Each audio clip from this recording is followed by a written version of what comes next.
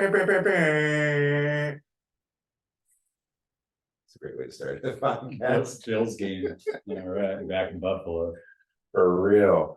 Man, first time I went to Buffalo was in 2009. Shout out to my Kung Fu brother, Mark Zangi. He took me to the Niagara Falls. And we went to a bar and we met this dude who was the Buffalo shoe licker. He was just outside the bar because they had kicked him out because he was in the bathroom soliciting folks, let me lick the bottom of your shoe.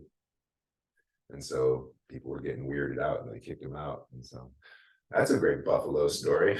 Right, way to start this podcast. I bet this shoe licker. Pretty forgettable. Buffalo. I hope so. All right. I wonder what his palate's like, you know, tasting the bottom of the shoes. I wonder what kind of mouthfeel and fragrance he gets. I'm sure he's a connoisseur. All that texture down there, huh? Wow, what a memory. I gotta call my Kung Fu brother Mark, just tell him about that experience we had again. Hi, Brian. David. All right. Our viewers may not know this, but this is recording number 2. So thank you so much for being around to do this again. Audio quality, man, technical difficulties. So we got a dress rehearsal yesterday. For real. That's a good conversation too, man. It was good. Well, I'll do it this evening, this afternoon.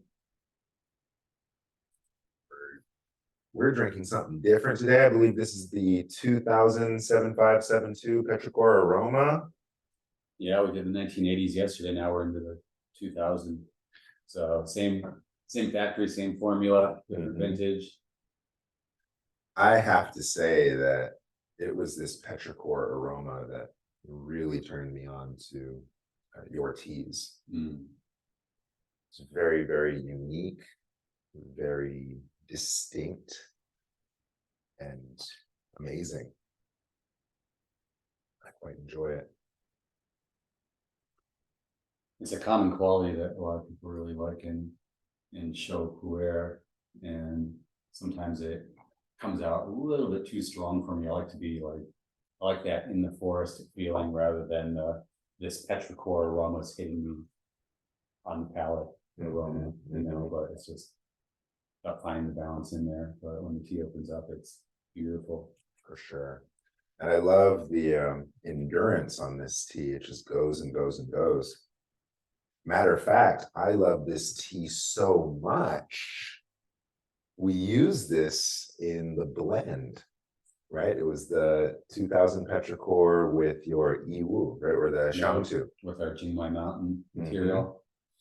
That's funny because I dropped that sample for you today and I completely forgot that was one of the base. Yeah. It was the base note for the Wudang West tea. When we did the cakes, we did it at, I believe it was a 65-35 ratio. But then when we did the coins, we just 50-50. 50-50. Yeah. Really incredible flavor profile. I love it.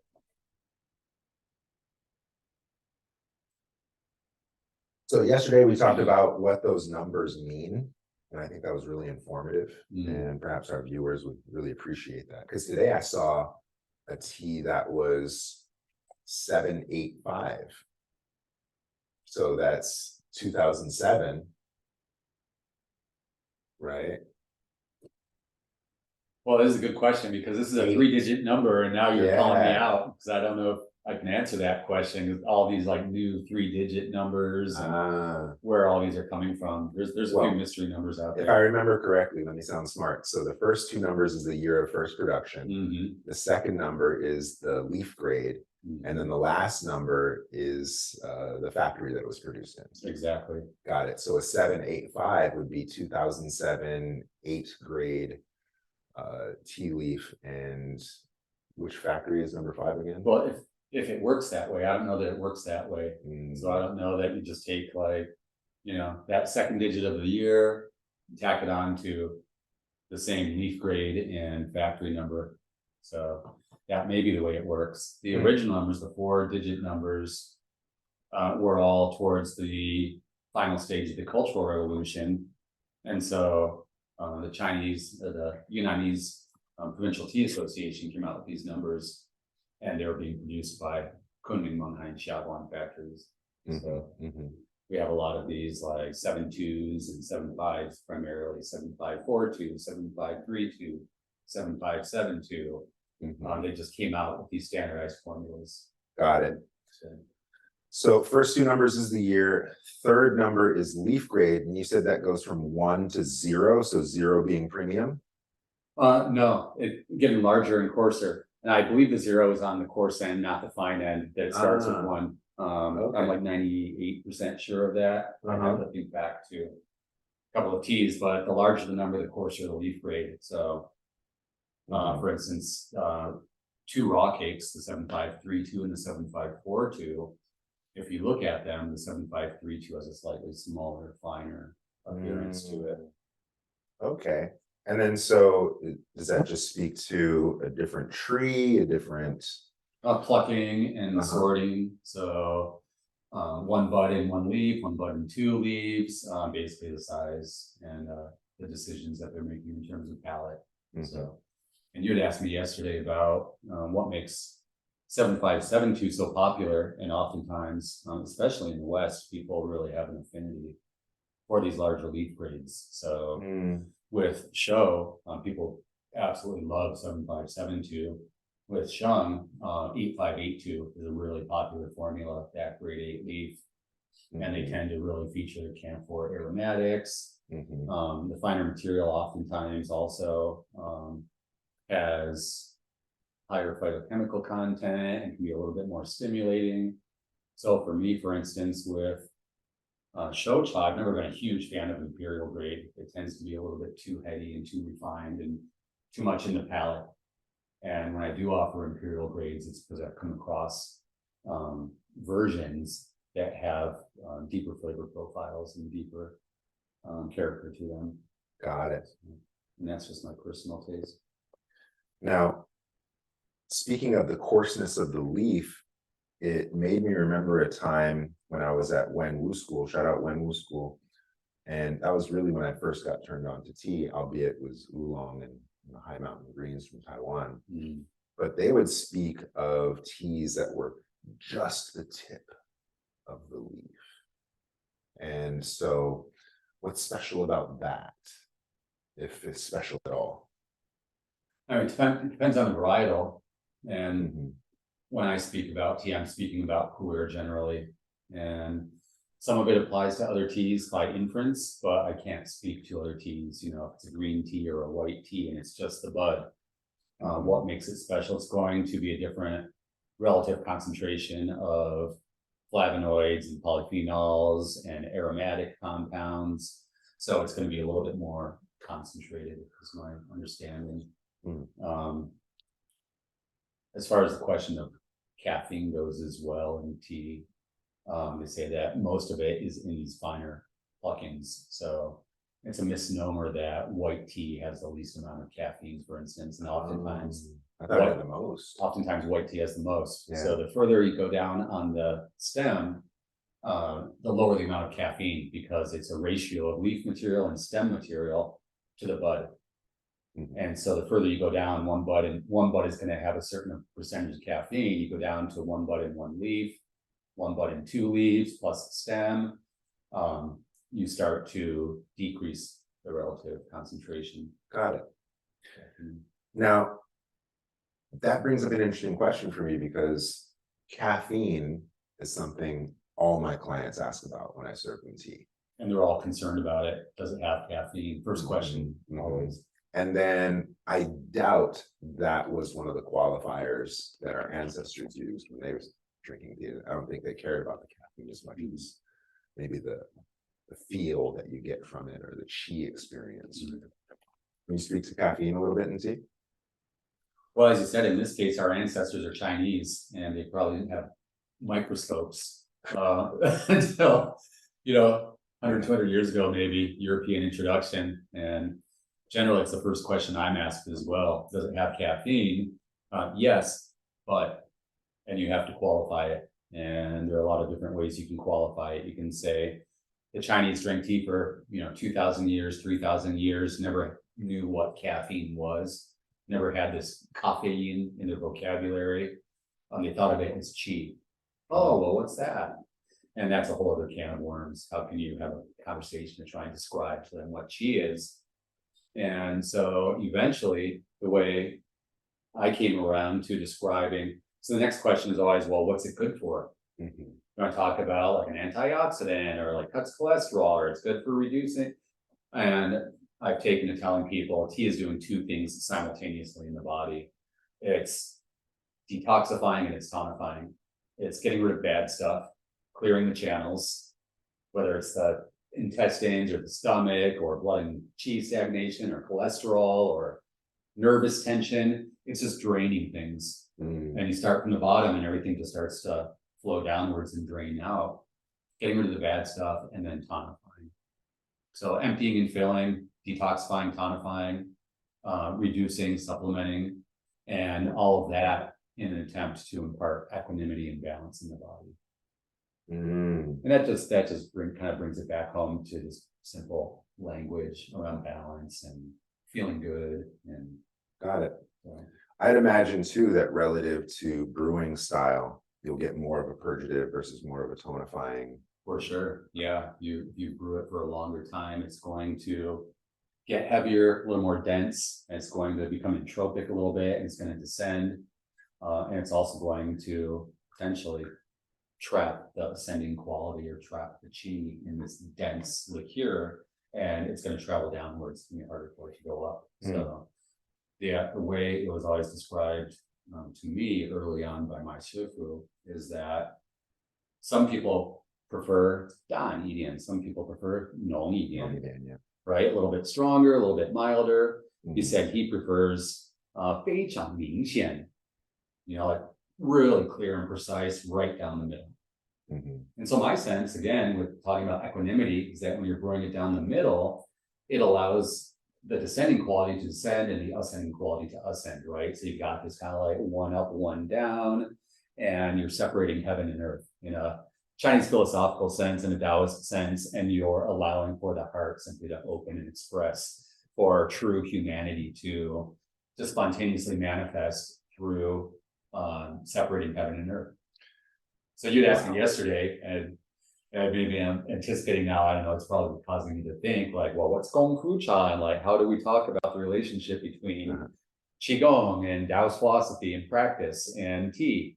And so there are all these really beautiful like tropes of sorts, but they're also techniques. To go back to this idea of just like not spending too much time philosophizing about it, but realizing we're talking about heaven, earth, and human, but in a practice-oriented sense, we can actually cultivate that inside of the teapot and within our brewing practice.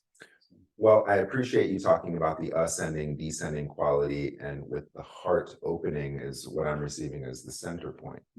Because in traditional martial arts, you hear a lot of the hara, the dantian, this kind of lower dantian as being the center. And I recently spent some time with my grandmaster in Honolulu, Grandmaster Chris Matsuo, and he spoke of this kind of Tibetan Vajra influence, where it's actually the heart that's the center. It's the heart that governs the movement and the waist that expresses the will of the movement. And he speaks of heaven above and earth below, and just infinite possibilities spewing from the heart center, which basically parallels what you just shared about the tea. Yeah, I've been curious about that as well. I've heard and read the same things. You think about the lower dantian and like where the center of the body is and where consciousness is seated. And some people say it's in the dantian. Some people like to speak about the heart, but that central position of the heart and this notion of zhongxin, right, the heart center, is really prominent in practice. So yeah, it's great to be able to take tea and think of it that way. One thing I shared yesterday, you're not asking, I'm just continuing about it. Actually, it was in the this is how we brew it, sharing a little bit of this idea that the way I was taught and the way I understand it, that the red clay vessel mirrors the cinnabar chamber of the heart. Dope. I love it. I've got that copyrighted, so no stealing it out there. No Garden of Gaiwan out there in the blog sphere. No, the red clay teapot mirrors the Crimson Chamber of the Heart. Wow. But anyway, it's open source, but it's biomimicry. It's art imitating life, and it's really beautiful because we look at this like red clay vessel in front of us, and it just looks like an external expression of the heart, and it's that relationship between the pot and the heart. And emptiness cultivation and being aware of what's passing through the pot and maintaining a fixed intention on the interior. That's a really powerful focal point in tea practice. Love it. Yeah. Well, you know, speaking of yesterday's conversation, you told a great story about training with your teacher. And you know, to frame it again, I know Kung Fu, I know how to train Kung Fu, you know, a little bit of warm-ups, a little bit of stretching, a little bit of drills, a little bit of applications, a little bit of sparring, okay, wrap it up. And I really appreciated how you translated the Kung Fu training to tea and how you learned it. So would you mind sharing that story again? Yeah, it was one particular story that I recounted in one of so many stories. I mean, it was a decade, and it was constantly happening. And this particular one, I'd shown up in Yunnan in Kunming and didn't know a soul. And I was there to study pu'er tea. Didn't know my shun from my show, right, as they say. And within a week, I had. You like that, huh? I do. You don't know his shun from his show. And within that first week, I had received full field access to the tea mountains from the head of the Museum of Anthropology, Professor Yin Xiaoting, whose work I had read in preparing for this trip. Remarkable scholar, and had also met the man serendipitously, like walked into or was drawn into from zither music, this open door that ended up being a tea house after I just spent the last 10 hours walking the streets of Kunming and visiting a dozen or more tea houses. And I was walking back to my guest house, the Cha Bingguan, the Camellia Hotel, told myself, geez, last thing I want to see is the inside of another tea house. I'm over it today. Go home and rest. And this is the longer version of your story. It's actually kind of a different story. It's the one that a lot of people ask, the how did you meet your Shifu story? But it leads into that. So anyway, walking down the street, Jinbilu in like downtown Kunming, and all of a sudden I had this really strange feeling. And I realized that for the last 20 minutes, half hour, I'm not really sure, that my whole internal dialogue had been taking place in Chinese. This is the first time it's ever happened to me. I wasn't some like foreigner walking around the streets of Kunming, like kind of like trying to maneuver like the streets and the signs and the voices with this like English voice in my head, American voice in my head. I was thinking and kind of responding to my environment in Chinese, and it just naturalized into it. It was this really interesting feeling. And while I was caught up in that feeling, I kind of like unconsciously crossed an overpass, started walking down the other side of the street. And then this sound of zither music kind of blended into the experience, and this music just lured me into this open door. And there are two men sitting at the table, and one of them like looks up, and he's like, hello. I was like, ni hao. Oh, ni hao, ni hao. Like, so. And I just invited me to sit down, serve me some tea. And that's kind of the origin story. But anyway, when he found out that I had full field support and I was about to go into the tea mountains, but I didn't know a thing, he took it upon himself to prepare me as rigorously as possible, which, as I shared with you yesterday, meant me showing up at like 10 in the morning or like 5 to 10 when the girl who would open the door, before she arrived to open the door, and she would tell him, well, Lao Ke's always there waiting for me to unlock the tea house. And I'd go in there and I'd start brewing tea. He'd show up 11:30 or so, we'd have a steeping of tea, have some lunch, and then start drinking tea, and then go out for dinner, come back, guests would come to the tea house, drink more tea for a few hours. And after we closed up, we'd go to his house and drink for another few hours. So it was literally 8 in the morning, 9 in the morning, 10 in the morning until 2 or 3 at night sometimes. Go back to the hotel, journal, take some notes, get a few hours of sleep, get back up, repeat. And in those late evenings, and this is the story you're wanting to hear again, he would do all kinds of stuff. He would take mao cha, which is like the dry, loose material that goes into cakes of pu'er, and he would literally just push it into my mouth with his own hands. He's like, chew it, suck, like absorb it in your saliva, swallow the saliva, remember this, remember that flavor, don't forget that flavor. That's the flavor of good Bulong Mountain tea. When you go to the Bulong Mountains, this is what you want to look for. And he would have me go over to the other side of the room and make me like stand with my back to him. Don't look, don't come back until I tell you. And finally I'd come back to the table and there'd be 3 identical teacups lined up and 3 gaiwan in front of him and say, now first just look, use your eyes. What do you see? And wanted me to notice nuances in the color of the liqueur. And from there, now smell them. Okay, now you can drink. What do you taste? What do you smell? What are you experiencing? Tell me. Remember that. Very good, very good. Iwu, Namo, Bulong. So it's the slow process of differentiation from not knowing my sheng from my show. Like, okay, that's easy. This dark one's show, this light one is sheng. Uh-oh, now there's 3 light ones. What am I supposed to do with that? Yeah. Okay, 3 different terroir. So. Wow. It's funny because I didn't mention this yesterday, but my little hip hop background, it reminds me of this challenge where these rappers like, you don't know Cristal from Brute, or and then they would like line up their fancy champagnes and throw in like a little $2 one and notice. At any rate, I really like that image of your teacher cramming leaves down your mouth. And something similar when I went to the tea mountains with my mother in 2003, and we'd go to all these tea farms, it was very common to just stuff your mouth full of leaves, almost like tobacco. Fresh leaf. Yeah. And have that experience. And that was quite nice too.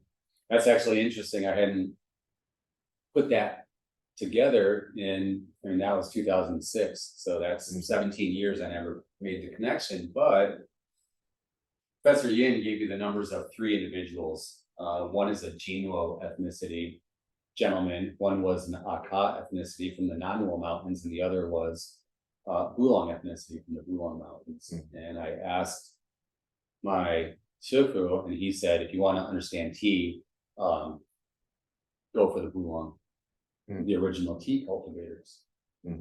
However, the Bulong have been referred to as church Minzu, tea eating ethnicity. So early on, they weren't brewing and drinking tea, they were eating tea. That sounds so hipster nowadays. Have a tea salad or something like that. Well, tea salad is super hipster, but that's actually harkening back to the origin. So there are 2 different styles of tea eating. The tea leaf salad is what they call la pet do, and la is Bulong or Hmong Khmer for tea. So tea leaf salad.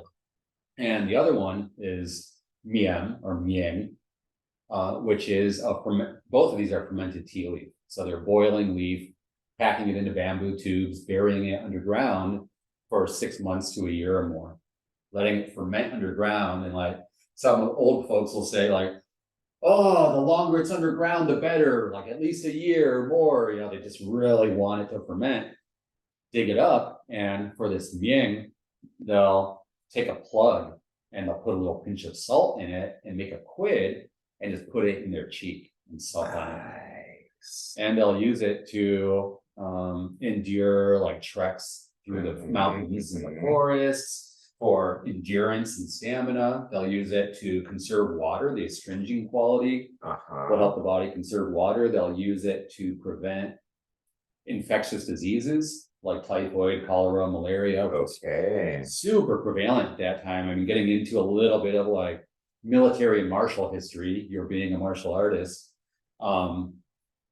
The Mekong River flows through the middle of the Tea Mountains. And so historically, the Han Chinese had control of all the Tea Mountains to the eastern side of the Mekong back in the early 18th century.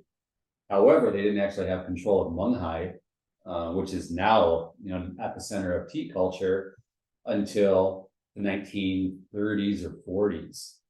And there are historical accounts of Qing Dynasty troops crossing the Mekong, heading towards Munghai, and like 90% mortality rate, like whole troop installations dropping from malaria. Wow. And so that was one of the reasons these were miasmal climates, and like the indigenous peoples had learned how to adapt to these climates. And so it was a really interesting boundary line at that time. It was the Mekong that really constituted a boundary between like geopolitical China and sociocultural Munghai side. So a lot of those people, the Dai people, have an expression, for instance, China is our father, Burma is our mother. Geopolitically, economically, we're Chinese, culturally, spiritually, we're Burmese. So it's this really beautiful kind of like zone of encounter in the remote borderlands of China there in the southwest. And I love those lands. I got to visit those. You toured us around those parts, and so thank you so much for that experience. You pointed out the Mekong River, and you pointed out the border. Remember that time? Yeah, it's a beautiful country down there.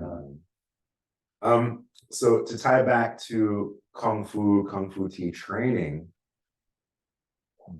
we kind of brushed on this in passing earlier. What would a Kung Fu tea challenge look like?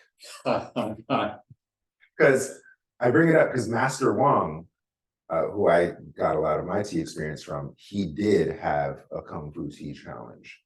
And the way he did it, for better or for worse, was he'd have people come with rolls of quarters. They basically come with their laundry money. And just like poker, you got to ante up. And so every round of tea, you got to ante up. You got to put your quarter in the pile. And so you'd end up with this big pile of change. And if you went to the bathroom, you were out. And so the person who can endure the entire ceremony sit for hours. If you didn't go pee, you win. And that was his version of a Kung Fu tea challenge. And he talked all the time about how I beat Bruce Lee in tea ceremony. And of course, he never met Bruce Lee. He doesn't challenge him or serve him tea. Now I'm missing Master Wong. I'd love to take him on. I never had a chance. I think I can probably take him. Take his rolls of quarters. But yeah, so what would Kung Fu tea challenge look like? Yeah, I imagine there are different answers for this question. The first thing when you brought up this idea of Kung Fu and tea, the first thing that came to mind, and yesterday you had referenced the scene from Fearless, like Jet Li and this Japanese fella, and Jet Li saying it's not about proving that you're better than somebody else, it's about improving your own skill and deeper self-understanding. And so one example is that the first year that I was married, and Yimu is from the Jingmai Mountains, from Longjing Village.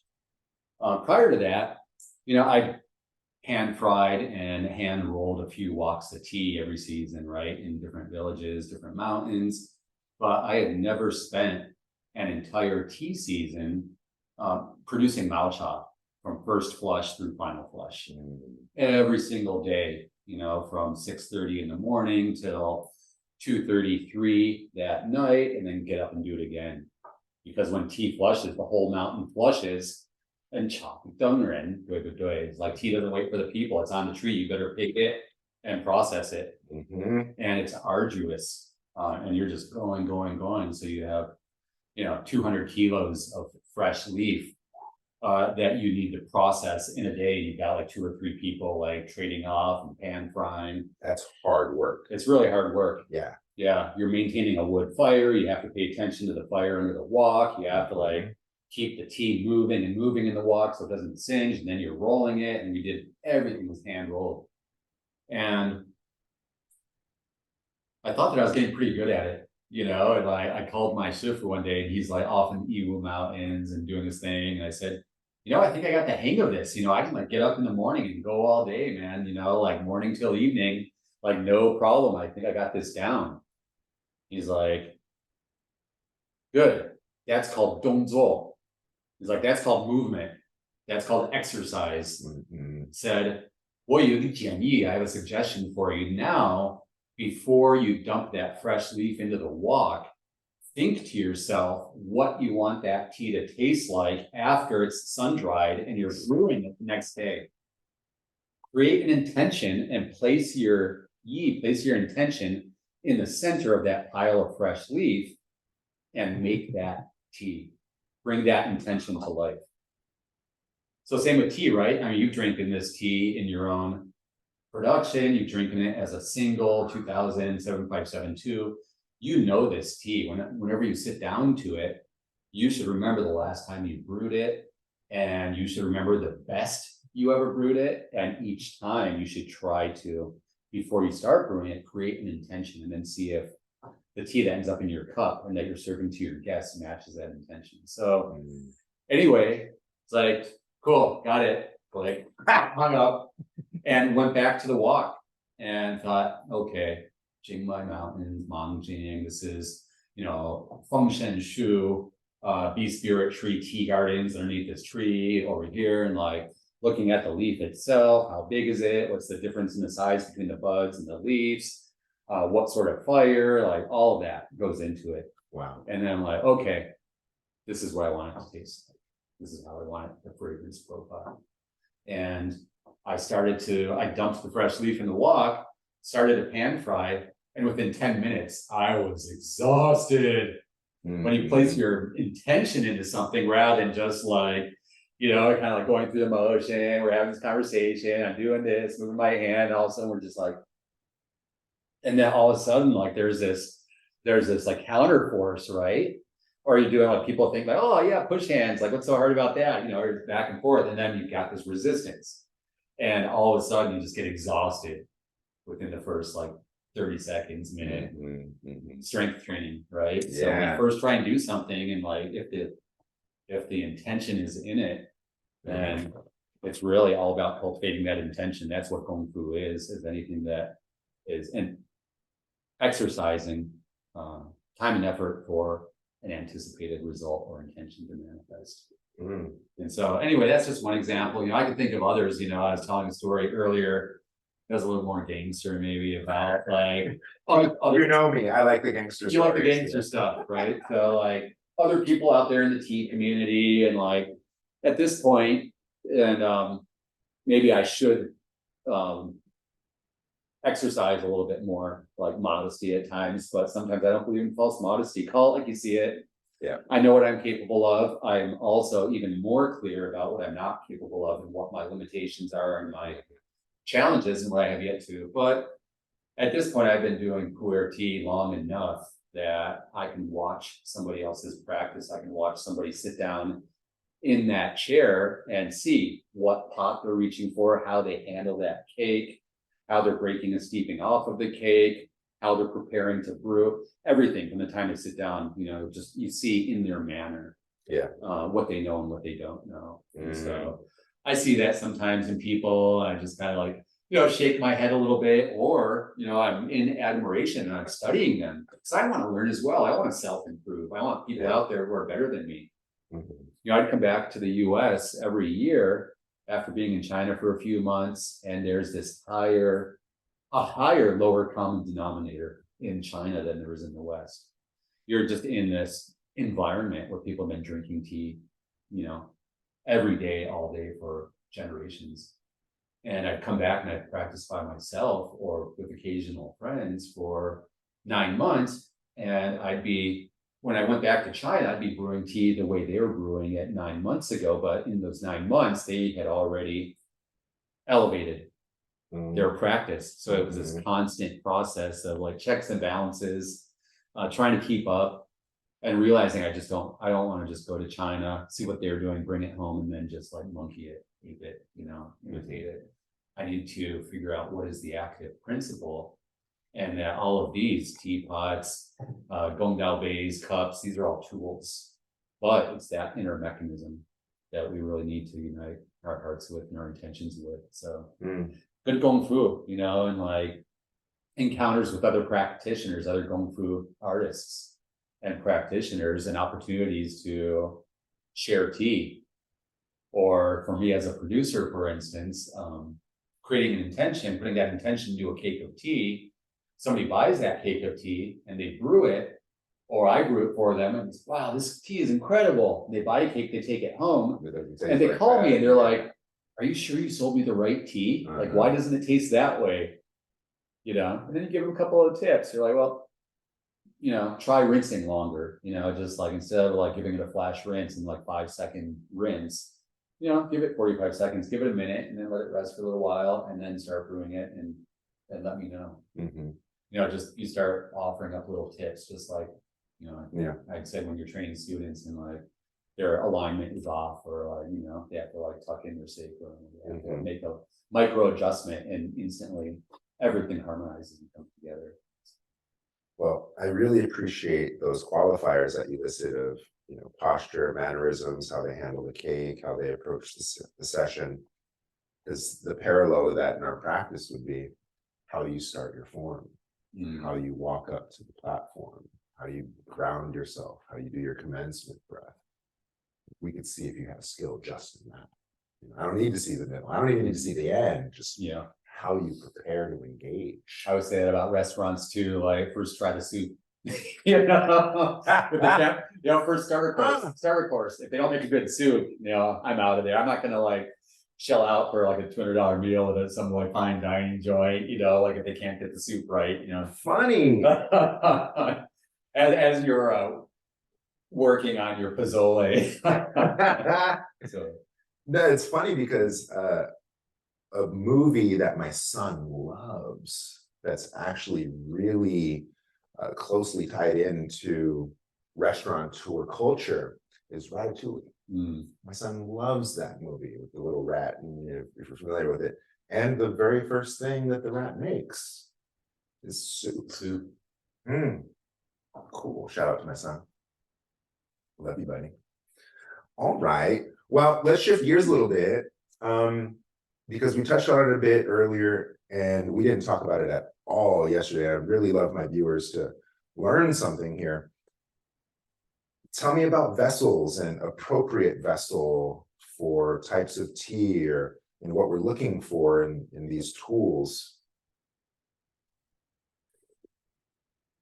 Well, I guess the main point, or the biggest point that I always try to impart, that was imparted on me, is that the pu'er culture, from the time of the pu'er revival on in the mid to late 90s, had us approaching pu'er tea very differently than it was ever approached historically, as far as we know, because there aren't many records. There are no records of the flavor profiles and the terroir and how people are drinking tea and how they were brewing pu'er 100 years ago, 200 years ago. We don't really know.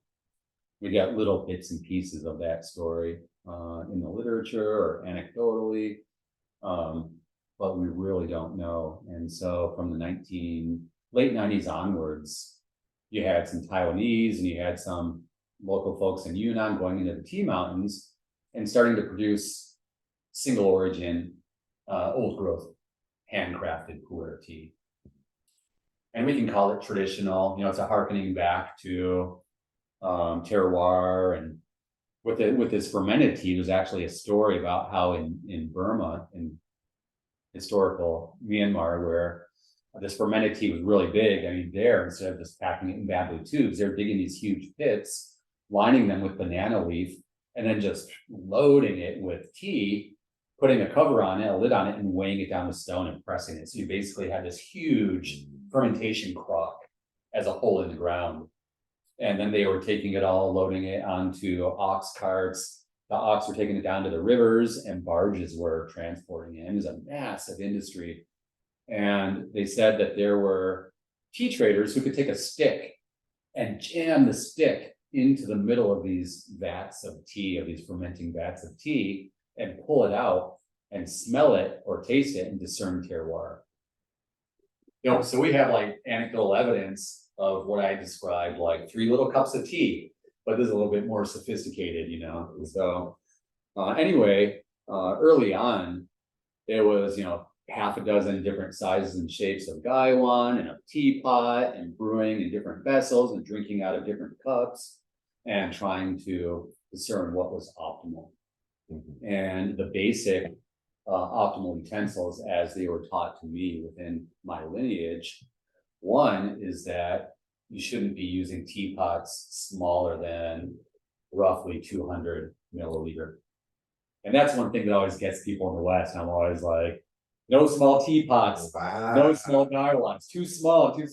Wow, Not even for personal practice. Not even for personal practice. Wow, okay. So what's the problem here? And also, because we like to fetishize old things like these old Qing Dynasty teapots, these teapots weren't made to drink pu'er tea. They were made to drink oolong, green tea, whatever. And pu'er tea is a large leaf varietal. When it opens up bigger. The tea needs elbow room. Otherwise, it's going to be squeezed in there and it's not going to be able to fully express. And you're like, well, I'll just use less leaf. However, smaller pot, thinner walls. One of the most important things about brewing cooked pu'er, shocha, and old pu'er is baowen, is to protect the heat, preserve as much heat on the interior as possible. And so for young sheng, we use a porcelain gaiwan. That porcelain gaiwan opens up to the sky. It opens upwards. So I describe brewing young sheng pu'er as using heat and moisture to get this tight flower bud of compressed tea to open up and release its fragrance and its color and its tone, right? And with older teas and with shocha, now you think of the difference between an infusion of mint. You're going to brew some fresh mint or some dried mint, make some mint tea. You don't want to pour boiling water on it. Scald it, yeah. You'll scald it. But what if you want to prepare a root decoction from some ginseng? You can't brew, pour some tepid water on it and decant it in a minute or two. You need to bring it to a boil and drop it down and then simmer it for a couple hours. It requires that sustained heat. So if we're drinking a tea like this, or its older sibling that has ginseng aromatics, what is the law of correspondences between a ginseng root and the requirements to extract the potency of that, and this tea and the requirements of extracting the potency of that sustained heat, thicker walls, more space, be more generous, be more da qi, and like capacity. So these are all technical requirements in order to actually express the characteristics of these teas. And then deep cups, taller cups, shallow, wide cups are good for teas that have that surface aroma that you really want to experience, but no depth. But these are teas with depth. And the fragrance of pu'er isn't on the surface, it's inside of the liqueur. So all these principles, and if you were to take a small gaiwan, they could both be 250 milliliter gaiwans, 200 mil gaiwans. One could be short and wide, and the other could be taller and a little bit narrower, and brew the exact same tea, use the same parameters, decant them, taste them, and observe the differences. And it's all really, really poignant. So got it.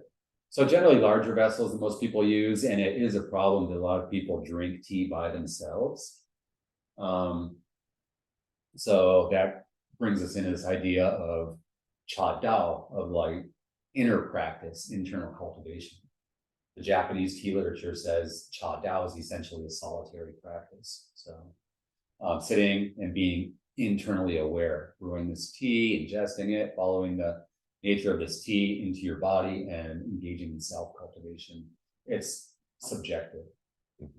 Cha li, tea ritual, is a social etiquette. So if somebody comes and joins you for tea, then it becomes something external. That's external practice. That's where movement and posture and poise and etiquette and gentle conversation and not spilling on the table and knowing how much to serve them so they're not going to scald their hands when they pick up the cup. All of that stuff comes in. That's the social expression. So when we're drinking tea by ourselves, yeah, I want to brew a pot of old tea, but this tea is like $20 a gram. You know, like, what do I do? Well, maybe you should save it for when somebody else can enjoy it with you. Yeah. So yeah, that's why I keep all my nice things stored away. So anyway, you know, we're kind of like going back and forth in different ways around like what's the actual like practical aspects of tea wares, but then like, what if you want to drink by yourself? And so I want to use a smaller pot or a smaller vessel, but the tea's going to express differently. Or, you know, people brewing shocha or old tea in a gaiwan, like, can you do that? Sure, but you're only ever going to get about 75% of the potential of that tea because you can't preserve the heat on that leaf. Same with the thin walled pots, you know. So I generally tell people, if gong fu is this improvement over time, right? And a lot of people are practicing it in such a way that it just becomes a redundancy of experiences of repetitive cups of tea. So it's kind of like you're running up a hill and down a hill, up a hill and down a hill, over and over again to get your exercise. It's quantity, not quality. And the idea of gong fu, from the first steeping to the third, to the fifth, to the 12th, and then back down again, Steady growth. Is steady growth. So it's that like inhale, inhale, inhale, inhale, and you're expanding, expanding, expanding, and then pushing and extending and getting that peak experience. And then you've got this beautiful like view right from the top of that mountain, and then you slowly. And so 20 infusions are the same as one infusion in that sense, right? So it's just what are you laughing at? I know I wax way more poetic than you do sometimes, maybe, and you get it and you appreciate it, but yeah. Thank you for that, man. You had brought up about how you can brew the exact same tea in 2 different vessels and all the parameters are the same, but end up with 2 different liqueurs. And to bring up Master Wong, he had a Big Snow Mountain varietal, and exact same source, exact same year, exact same everything, but one was pressed into a cake and one was pressed into a tightly bound brick. And the 2 are completely different. And so I prefer the brick. I don't know if it's because it's a denser, slower oxidation, or if anything of that. Could you speak to? Well, what was the difference? Why did you prefer the brick? It had a way more fuller flavor, whereas with the cake, it was a looser pressing, and I felt like I could taste some of the factory, something to it, just had a little bit more musk to it, whereas the brick just tasted better. Could have been, yeah, like you're saying, more surface area on cakes, and if you have 7 cakes in a tong and they're convex, that means they're not laying like flush on each other. So there's more surface area, which is potentially more oxidation. So the general the fermentation is going to be a little bit different. Maybe more airflow through there, which could be a good thing, but also maybe it's picking up more of the fermentation environment, the storage environment. Got it. You refer to as musk, what we call wei, right? Like cellaring or storage flavor. Whereas bricks, stacking bricks, like they're just all, it's like 500 bricks is 1 brick, right? You've got the external and internal aspects. So wow, I get that. And then plus to be a little bit tighter press in the brick. Potentially, not it needn't be the case, but it can be the case. You know, Well, in that instance, right? In that instance, Also, my chef who prefers to only press autumn tea into bricks. And so that's really producer driven. So a lot of people aren't as meticulous as he is in terms of like the why and wherefore of what shape and size you're pressing. Yeah. Is it a 250 gram cake? Is it a 400, 500 gram cake? The standard Munghai factory cake, 357. Yeah. Generally his show cha is always 375. It has to be a little bit bigger. And his chung is always 400 grams. Unless he'll like press Lao Banjiang, he'll press Chaoan Shu at 500 grams. That the material's like, 3, 4, 5 times more expensive, but he's gonna press it bigger. Like if you can afford it, you can afford it. If you can't afford it, you can't afford it, kind of thing, But then like if it's really like limited materials, if it's Huangshan or some other like true Xiaoye Zhong small leaf varietal Yibang, he's gonna press it into like 250 gram cakes because it's so limited. And so with bricks, he prefers pressing bricks out of autumn material. And that gets into the nuances between spring and autumn material, what's happening in the tree in that transition from winter to spring, as opposed from autumn going into winter, what the trees are doing, expressing out with that wood energy as opposed to that metal energy and that consolidation. And so the pu'er flavor profile is 苦涩香甜, bitter, astringent, fragrant, sweet. There's a fifth one, which is sour, and that's a fermentation byproduct. That's a different thing. But spring tea has more astringency and fragrance, and autumn tea has more bitterness and sweetness. And consequently, they age differently. The pressing and style and brewing can all be different. So just being aware of materials, Wow. What are you eating in the springtime? What are you nourishing your body with? What does your body want? What does it want in the autumn as you're preparing for winter? You want Pumpkin spice. Pumpkin spice, right? There you go. Yeah. Wow, dude, thank you for that. So it gets particular. Years ago at UC Davis at the Confucius Institute, a Chinese scholar and elder Chinese scholar gave a talk on the cultural significance of shapes. So in tea, for instance, we have bean, right? The cake, round. We have feng cha, square tea. We have zhuan cha, rectangular tea. We have tuo cha, like basket or like nest tea. And all these different shapes historically have a significance. I mean, the most simplistic is heaven is round, earth is square, right? So like, again, getting philosophical and like, okay, like what's the significance of the square and the circle? And so for the Chinese, all this stuff is really important. For a lot of Westerners and a lot of people who are basically not necessarily interested in culture as much as they're interested in commerce, like, oh, why'd you press it that way? Oh, because it's smaller and it sells better. Like people aren't buying 357 gram, I'm pressing it 100 grams because it sells better. And or like, why are you pressing in like I like to press like mini like tokens of single serving tea rather than the 12 personally. To eat my own words, it's because they brand really well. With more surface area, right? You can like put a stamp on it. Yeah, those 12s are a little tricky to work with. But anyway, they're generally for us, there's a rhyme and a reason to do things a certain way. And the shapes are culturally significant. You just blew my mind like 5 times in that sharing.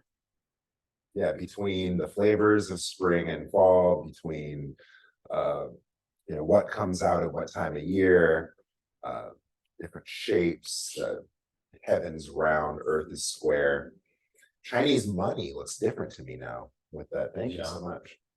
Mm, all that stuff we don't see, huh? mhm, Yeah. mhm. Yeah. Wow. And that's the thing about tea that's really fun for me anyway. I personally approach tea as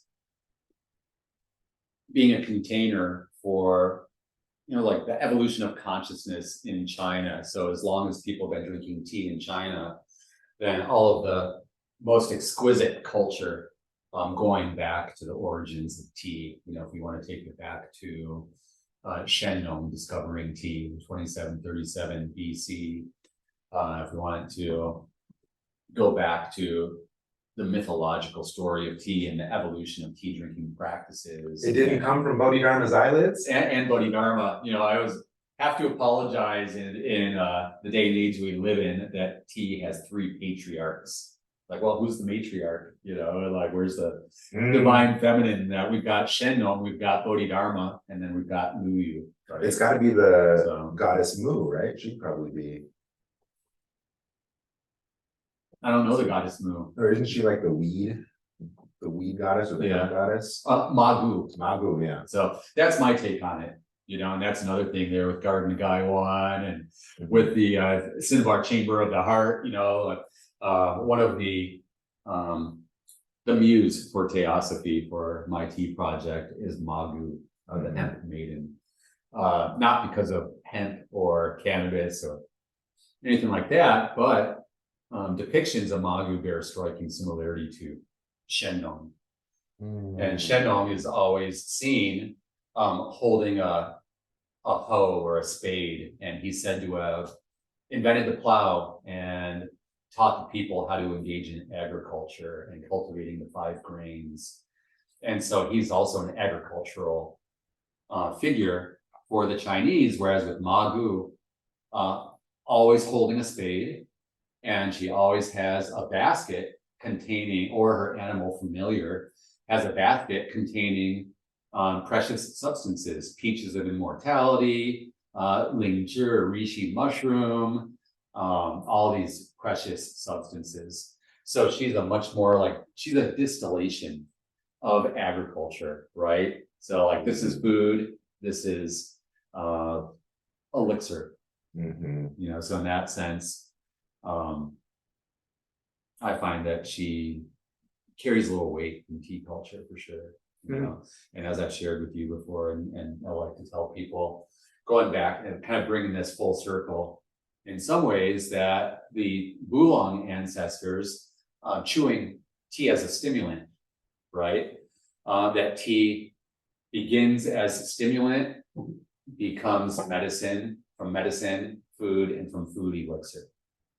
And so for me, this idea of having an encounter with a plant and ingesting it and not necessarily knowing what's in it, like what it's going to do, and all of a sudden, like, wow, I'm really like loaded right now. I'm like really like stimulated and energized to making a medicine of it and being a little bit more mindful. And then food, instead of nourishing individual bodies and treating conditions of individual bodies, being a social substance.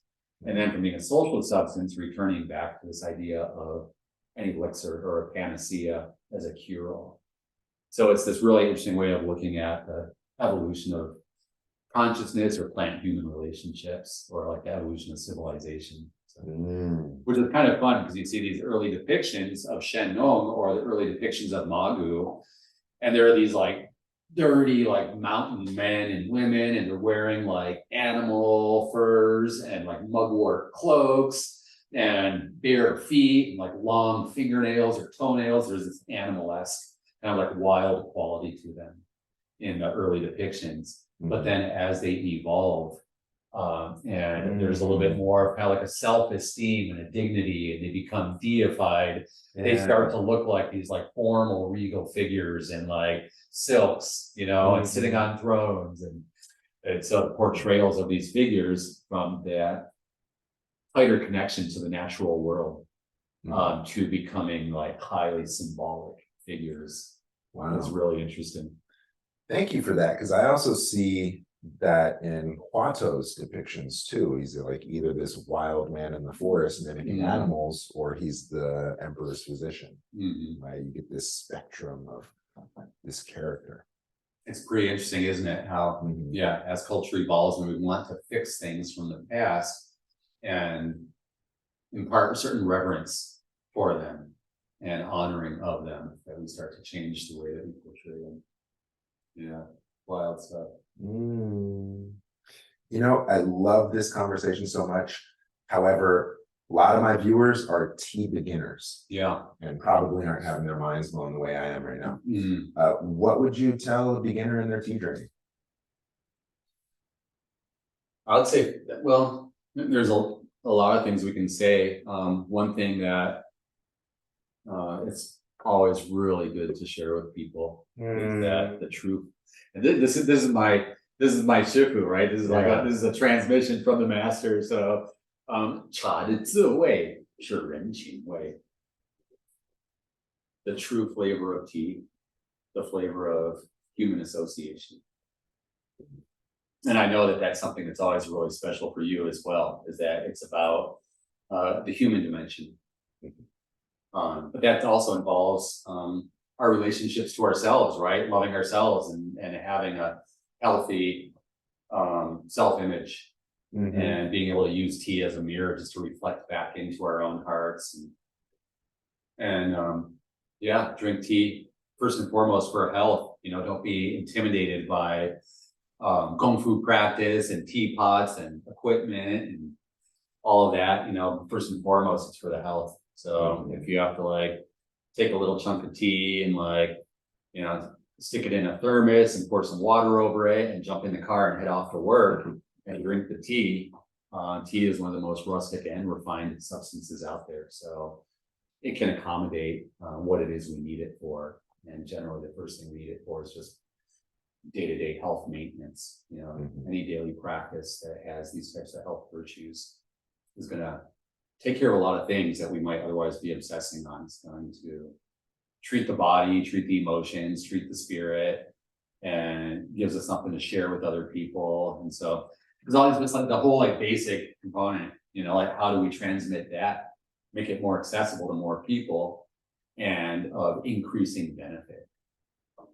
So, and keep it relevant. So yeah, you know, have fun with it, be playful with it, and just learn to feel with it. A good friend of mine pointed out to me once that, and I love aesthetics, I love culture, and I love nice, like antique pieces, contemporary pieces, design style. But a friend of mine once pointed out that the opposite of aesthetic is anesthetic. So aesthetics, you know, like cultivating the senses and a sense of refinement is simply about learning how to feel. Plain and simple, you know, put on a little nice music, like the difference between like just, you know, put on a little nice music, burn a little incense and just like, you know, stimulate the senses a little bit or turn the music off and just listen to the rain and listen to the water. Yeah, have fun with it. You know, just really like, I think having said all of that, it's kind of bringing me back around to give yourself a little time to sit with tea. I think that's it, you know, like it's making me feel kind of really tender in this place right now. Like, wow, I should have been ready with that one and just like, you know, right from the beginning, just like slow down and give yourself a little time. Yeah. Because that's going to have more profound of effect on people than anything. For sure. Tempo pace is big. And when people book with me in clinic, you know, it's an hour session, first 20-30 minutes, we're drinking tea.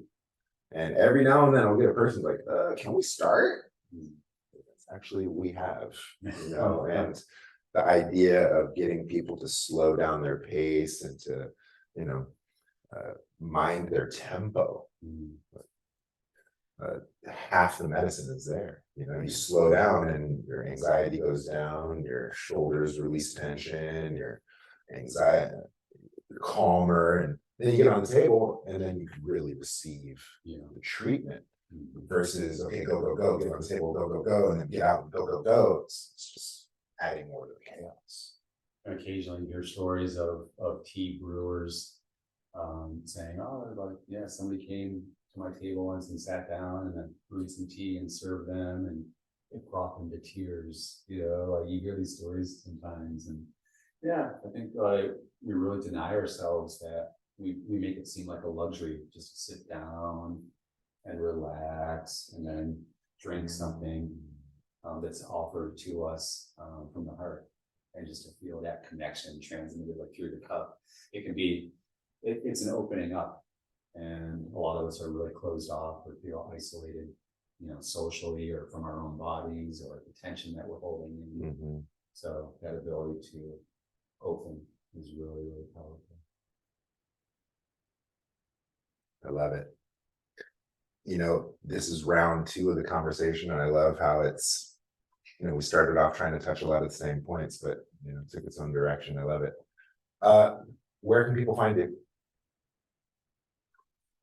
Theasophie.com, in the digital world, in the social media world, Theasophie, Theasophie, and you'll have a link in the social media.